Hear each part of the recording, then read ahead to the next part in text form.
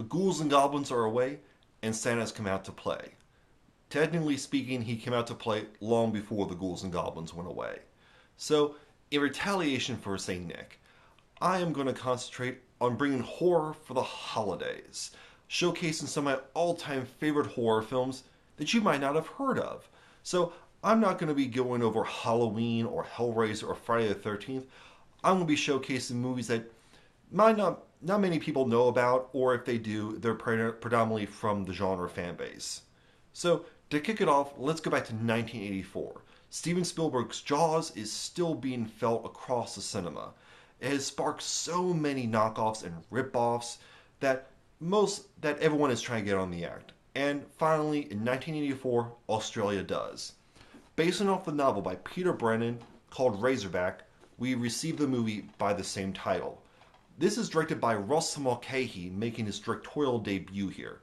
Mulcahy would later direct Highlander, The Shadow, which is one of my all-time favorite films, and Resident Evil Extinction. Mulcahy is one of the very first music video directors to make his break into directing feature films, along with Ridley Scott and his brother Tony Scott. So you can instantly tell by this statement that this film is going to look incredibly stylish, and it does. It looks really like nothing else you've ever seen when it comes to these kind of creature run amok movies, most of which look fairly bare bones, very basic, and if not, slightly grungy and dirty. This film is incredibly stylish from a visual perspective, so I cannot recommend it enough from that very standpoint alone. But it's not just a film that looks good, it's very suspenseful, very tense, and does offer some very good jump scares. It's not, I would say, really foreboding or as much dread as Jaws does, but Razorback does offer some really quality suspense for what it is. At the same time, it does offer some amazing animatronic work that does put Jaws to shame.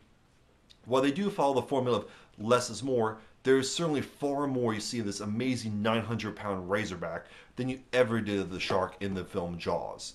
This is an incredible animatronic that really does show that practical effects can rule better than CGI.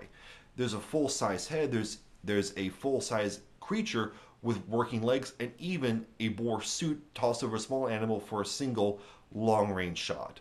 Razorback is well worth the watch if you're able to get your hands on it.